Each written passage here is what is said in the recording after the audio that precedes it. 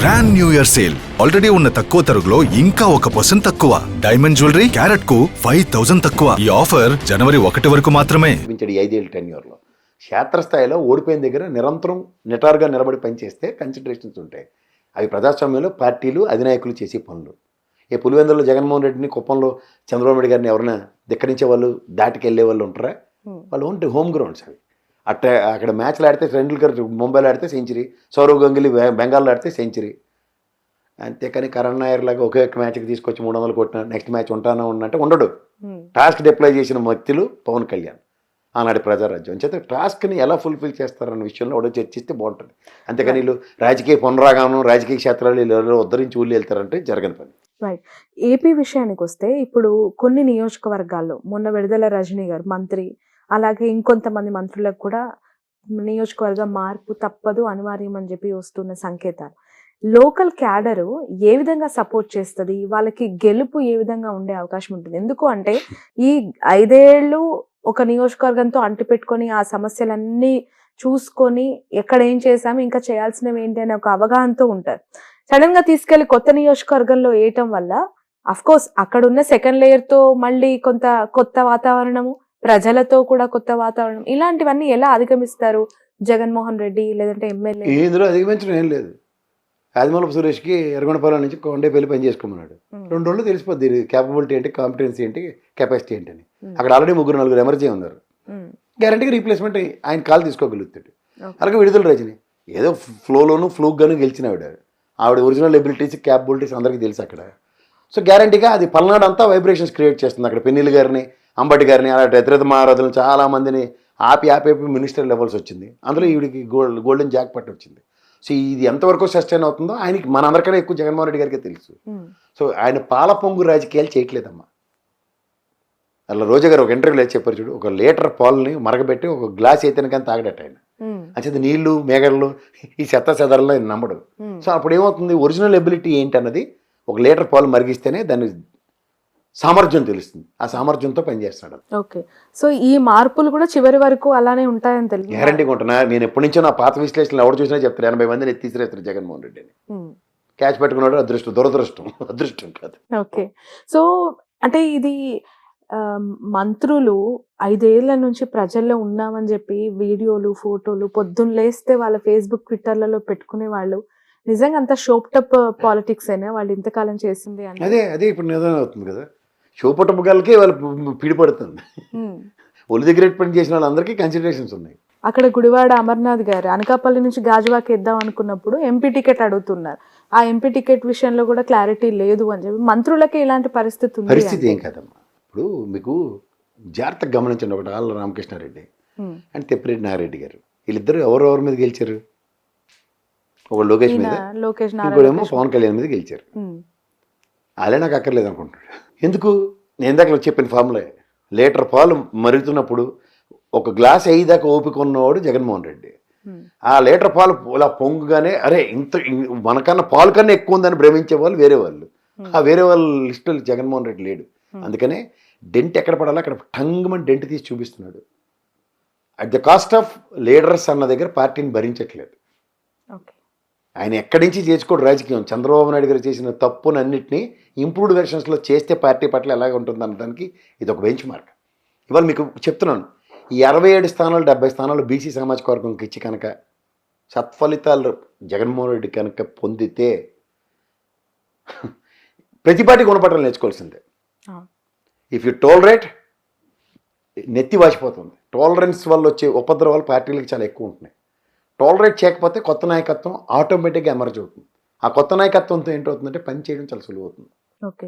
ఈ అసంతృప్తులని ఎలా సద్దుమణిగించే అవకాశం ఉందంటారు? ఎందుకంటే పార్టీకి డ్యామేజ్ చేసేవి ఎక్కువగా ఉంది. ఇక్కడ కేసీఆర్ చేసుకున్న పిచ్చి పని ఖచ్చితంగా జగన్మోహన్ రెడ్డి చేయడు. పోతే దరిద్రం వెళ్ళిపోయింది అనుకోండి. ఇలా ఒరిజినల్గా ఆయనతో పెట్టి ఇప్పుడు బస్సు వచ్చిన ధర్మాన్ పది అందరూ తిట్టకుండా తిట్టిన వాళ్ళే కదా. ఇవాళ వాళ్ళ పునరావాస కార్యక్రమం ఇక్కడికి వచ్చిన వాళ్ళు, వాళ్ళు రేపు తీసేయచ్చు. వాళ్ళకి టికెట్ లేదనుకో పోయారు, తిడతారు, యాజ్ యూజువల్ తిడతారు. కానీ ఇంకో కొత్త నాయకుడు అక్కడ వచ్చాడు కదా. ఎలా ఉండబోతుంది అంటారు జగన్మోహన్ రెడ్డికి వచ్చే ఎన్నికల్లో? అంటే ఇట్స్ టూ ఎర్లీ, బట్ ఆయన ఆల్రెడీ గ్రౌండ్ లోకి దిగేశారు. ఇప్పుడున్న పరిస్థితుల్లో 110-120 గ్యారంటీ గవర్నమెంట్ అన్నట్టు కనబడుతుంది. ఈసారి అంత ఊగిపోవలసిన అవసరం ఎవరికి ఉండదు. రైట్. నిన్నటికి నిన్న మొదటిసారి ఐ థింక్ ఆయన ఈ 11 మంది నియోజకవర్గాల్లో మార్పులు చేసిన తర్వాత వచ్చిన సర్వే టైమ్స్ నౌది మళ్ళీ వైఎస్ఆర్సీపీ అధికారంలోకి రాబోతుంది అన్న ఇలాంటి సర్వేలు ఇక్కడ ఎలక్షన్స్ లో వచ్చినాయి చూసిన తర్వాత అసలు నమ్మాలా అనే క్వశ్చన్ మార్క్ చాలా సర్వే మంది నిజమైంది కదా. ఇక్కడ చెప్పింది. బట్ ఓవరాల్ గా చాలా సర్వేస్ నిజం కాలేదు కదా, అక్కడ కూడా మీకు కాదేమో ఇంకో విషయం టీడీపీ జనసేన. కాదు ఇక్కడ ఈ తెలంగాణలో బీఆర్ఎస్ పార్టీ ఓడిపోవడానికి దరిద్రంలో ఇంకో దరిద్ర కొట్టు కారణం ఏంటంటే ఈ ప్రాపర్ సర్వేలు అవి చేయించుకుని ప్రజలను వదలగొట్టకపోవడం. Okay. That is also one of the set back.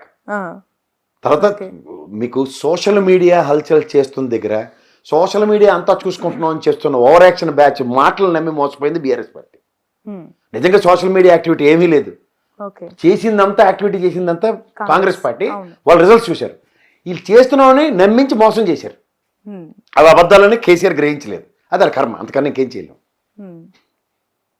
కానీ సోషల్ మీడియాలో ఇంకోటి చెప్పనా, కొన్ని సోషల్ మీడియాలు పనిచేసినవి పర్ఫెక్ట్ బైట్స్ ఉన్నాయి. ఎత్తుపోయిందిరా పని అయిపోయింది, మీరు ఎందుకు పనికిరాని అలాంటి వాళ్ళు మాటలు నమ్మక. ఇప్పుడు సే ఫర్ ఇన్స్టెన్స్ నీకో నాకో ఎవరికో ఇచ్చింది పర్ఫెక్ట్ బైట్స్ తీసుకెళ్ళి బాబు ఇలా కొంప మూలిపోయేలా ఉంది, ప్రాణాలు పోయేలా చచ్చిపోయేలా ఉన్నాడు, ఆడైతే దరిద్రం ఆయన తీరే బాబు అని చెప్పినా సరే ఏం పర్లేదని మనం గెలుస్తాం, మ్యాజిక్ జరుగుతుంది, మనం గెలుస్తామని F2 సినిమా ఫ్రస్ట్రేషన్ అంతా లోపల దాచుకుంటే ఏమైందో తెలుసు కదా. అది మంచిది. ఇలాంటి ఫ్రస్ట్రేషన్ దాచుకోవడం అన్నది జగన్మోహన్ రెడ్డితో ఉండదు. తోలు చెమిడీలు తీసే కార్యక్రమం ఉంటుంది. లాస్ట్ అసెంబ్లీ సెక్షన్ తర్వాత బయటకు వచ్చి మీటింగ్ పెట్టాడు వాళ్ళందరినీ కూర్చోపెట్టి పేరంటానికి పిలిచి అప్పుడే ఇచ్చేసాడు అందరికి వాయినాలు, మీకు సభకు నమస్కారం, మీ పని చూసుకోండి పైకి వస్తారని. వైసీపీ చేస్తున్న సర్వేలు ఇవన్నీ నమ్మాల్సిన అవసరం నమ్మకండి. అని చెప్పి సర్వేలు మీకు అనవసరం, మూసుకొని పని చేయండి. గ్రౌండ్లోకి వెళ్ళరు మీరు. గ్రౌండ్లోకి వెళ్ళకుండా ఆడ ఏ సర్వే చేయించుకుంటారు, నీకు అట్లీస్ట్ సర్వేనే చేయించుకుంటారు కదా, నువ్వేనే చేయించావు. ఓకే. నీకు ఆ గుదిబండి రాఘవేంద్ర శర్మ గారు ఉన్నంత కాలం నీకు ఏ పని అవదు. అదైతే పక్క. చిన్నపిల్లలతో రాజకీయాలు ఈ దైద్యానికి.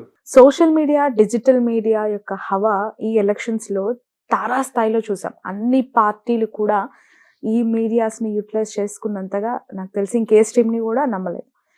ఏ పార్టీ ఎందుకు ఫెయిల్ అయింది, ఏ పార్టీ ఎందుకు సక్సెస్ అయిందంటే లాస్ట్ 2 months గురించి మనం మాట్లాడుకోవాలి. కాంగ్రెస్ చేసిన సోషల్ మీడియా క్యాంపెయిన్ లో బీఆర్ఎస్ ఎందుకు వెనకబడింది, ఎక్కడ చతికిల పడింది అని అనుకోవచ్చు. మీ ఉల్లంఘన వాళ్ళని నమ్మినందుకు, నిజంగా నిస్వార్థంగా పనిచేసిన వాడికి పార్టీ కన్సిడరేషన్ ఇవ్వనందుకు. ఇది తెలుసుకుంటే చాలా, అంతకన్నా ఇంకేం లేదు. ఓకే. యూనివర్సిటీ పిల్లలు మొదట్లో నేను డిబేట్లకు వెళ్తే ఒక 10-15 మంది వీళ్ళతో ఎలా ఎదుర్కోవాలన్నది ఉండేది. తర్వాత వాళ్ళు ఎవరు ఏం లేక ఇది చేస్తున్నాడు రా బాబు అని చెప్తే మాకు నెత్తికి కండువలేసి ఈడు ఆడముడిపోయాడు అని తిట్లు తినవలసి వస్తుంది. చేసి చెప్పడం కూడా తప్పేది మా బతుక్కి. నిజంగా చెప్తున్నా. ఇది గ్రహించకుండా వాళ్ళు ఫ్రిక్షన్లు పెట్టుకొని వీడికన్నా ఆడేదిగిపోతాడు, ఆడికన్నా ఈడేదిగిపోతాడు, అందరూ కలిపి పార్టీని దొక్కేశారు. ఇది గ్రహించుకోవట్లేదు. ఖచ్చితంగా ఈసారి టీడీపీ అధికారంలోకి వస్తుంది అని చెప్పి ఆ నాయకులు వ్యక్తం చేసే ధీమాని ఎలా చూడాలంటారు? సోమిరెడ్డి గారిని చూడమని చెప్తాను, అంతకన్నా ఇంకేం లేదు. ఆయన చూస్తే తెలిసిపోతుంది సార్ మీలాగే గెలుస్తాం తెలుగుదేశం అన్నది ఆన్సర్ వచ్చేస్తుంది. సోమిరెడ్డి గారు ఖచ్చితంగా ఈసారి గెలుస్తాం ప్లీజ్. అది ఓన్లీ తెలుగుదేశం ఇంటర్వ్యూలో ఛాలెంజ్ చేశారండి ఆయన. అదే నేను చెప్తున్నాను, అది ఓన్లీ చంద్రబాబు నాయుడు గారు మాత్రమే నమ్మగలవు. నీలాంటి అమాయకురాలు ఇంటర్వ్యూ చేసినందుకు నువ్వు కూడా నమ్ము, నేను అంతకన్నా ఇంకేం లేదు. ఒకసారి నమ్ముదాం. నేను ఏదైనా నమ్ముతాను, కానీ యనమల రామకృష్ణుడి సామర్థ్యం అండ్ సోమిరెడ్డి సామర్థ్యం నాకు బాగా తెలుసు. నేను ఖచ్చితంగా ప్రత్యక్ష రాజకీయాలు డాక్టర్లు చూడు కళ్ళు తీసి పరీక్షిస్తారు, అలా నేను నిశ్చితంగా గమనిస్తూనే ఉన్నాను. అలా అశోక్ బాబు ఒకడు తెలుగుదేశంలో. మీకు ఇంకోటి చెప్పనా, గవర్నర్ తాళం పెట్టారా బాబు ఇక్కడ పనిచేయనివ్వట్లేదని చెప్పి అమరావతి రాజధానికి ఎత్తుకెళ్ళిపోయిన వాళ్ళు ఒక్క ప్రెస్ మీట్లు ఈరోజు దాకా చెప్పకుండా ఓటుకు కేసు అని దరిద్రానంతటి భరిస్తున్న తెలుగుదేశం వాళ్ళ ఒరిజినల్ పొటెన్షియల్ అండ్ ఎబిలిటీస్కి తగ్గట్టుగా పనిచేయనందుకు వచ్చిన పెనాల్టీ అండ్ కాన్సిక్వెన్సెస్ అండ్ రెప్రికేషన్స్ అవి వాళ్ళే భరిస్తారు, వాళ్ళు భరించుకున్నాను, అంతకన్నా ఇంకెళ్ళి. రైట్. ఇక్కడ సీట్ల మార్పు విషయంలో కొంతమంది గురించి కొన్ని కన్సిడరేషన్స్ చేయాల్సిన అవసరం ఉందంటారు. ఆళ్ళ రామకృష్ణారెడ్డి గారు మొదటి నుంచి జగన్మోహన్ రెడ్డి గారితో ఉన్నారు, షర్మిల గారితో పాదయాత్రలో నడిచిన వ్యక్తి. నారా లోకేష్ పైన గెలిస్తే మంత్రి పదవి ఇస్తానని చెప్పారు. జగన్మోహన్ రెడ్డి గారు కూడా మాట తప్పినట్టే కదా అక్కడ. ఎందుకు ఆయనని పట్టించుకోలేదంటారా? నీకు ప్రజలకు అర్థమయ్యే భాషలో చెప్తానమ్మా. నీకు రేపు దంతెరస్కి నీకు డైమండ్ నెక్లెస్ చేయిస్తానని మీరు ఆయన చెప్తాడు. ఆయన పరిస్థితి ఏంటో నీకు తెలుసు కదా. నెక్లెస్ కొన్నందుకు ఎడకలు ఇచ్చేస్తావు నువ్వు, చెప్పు. సారీ నీకు ఇలా చెప్పకూడదు ఎగ్జాంపుల్, కానీ ఎందుకు చెప్తున్నానంటే అర్థం చేసుకునే మనసు నీకు ఉంటుంది. ఎందుకు? ఆయనతో నువ్వు ఉన్నావు కాబట్టి. You know in and out of what your abilities and capabilities. అలాగే ఆళ్ళ రామకృష్ణారెడ్డి, ఏ పవన్ కళ్యాణ్ ఒక్కడే నేను టాస్క్ ఫుల్ఫిల్లర్. అక్కడ 2 నియోజకవర్గాల్లో ఖచ్చితంగా అక్కడ గ్యారంటీగా ఆయనకి రెడ్డి సామాజిక వర్గ ఓటు తమ్మింగ్తో పడుతున్నాయి. మొదటిసారి కూడా ఆయన గెలిలో లేదు. ఇప్పుడు ఎవరైతే చిరంజీవి జాయిన్ అయ్యాడో ఓవర్ యాక్షన్కి పోయి రీకౌంటింగ్ పెట్టాడు. వాళ్ళు తెలుగుదేశం వాళ్ళు గవర్నమెంట్ వచ్చి కూడా ఆయన గెలిపించి కాపాడుకోలేపారు. అది వాళ్ళు తెలివితేటలు, అది వేరే సంగతి. అక్కడ అలా గెలిచాడు. రెండోసారి ఏముంది, లోకేష్ మీద చిన్నపిల్లలతో ఎవరైనా ఆడించుకోవచ్చు, ఆడుకున్నాడు అతను లక్కీగా. పైపచ్చి ఆయన దీంతో పాటు ఇంకో స్టేట్మెంట్ ఇచ్చాడు, this is my last election in this territory. Main అక్కడ తెలుసుకోవాల్సిన విషయం ఏంటంటే 70% పైచీలక బీసీ సామాజిక వర్గం అక్కడ ఉంది. ఆ సామాజిక వర్గం వ్యక్తి అతను చిరంజీవి గారు. ఇవాళ ఆ పార్టీలో ఆయనకి సముచిత స్థానం లేదు, ఎందుకంటే లోకేష్ గ్యారంటీ అక్కడ ఆబ్లిగేషన్ అని. సో ఆబ్వియస్గా పొలిటికల్ ఏరాలో ఆస్పిరెంట్స్ ఏం చేస్తారు, నాకు ఇచ్చే కార్యక్రమం ఎవరిస్తారు అన్న దగ్గర వచ్చాడు. కన్సిడరేషన్ ఉంది. పైపచ్చి ఇక్కడ కాళ్ళ మధ్యలో ఎమ్మెల్యే గారు ఉన్నారు, ఈయనకి చెప్పి చేయాలా, ఈయనతో పడాలని కాకుండా క్షేత్రస్థాయిలో పనిచేయడానికి వాళ్ళు చిరంజీవి గారికి వెసులుబాటు ఇవ్వాలంటే ఆళ్ళ రామకృష్ణారెడ్డికి పక్క తప్పమని చెప్తారు, ఆయన మనిషి కాబట్టి. అలాగే బయలుదేరిన చోటపోడు వీళ్ళందరినీ కూడా ఇంకా ఏదో వినూత్న పంద రాజకీయాలు తెరలేపేస్తాం, అదిగా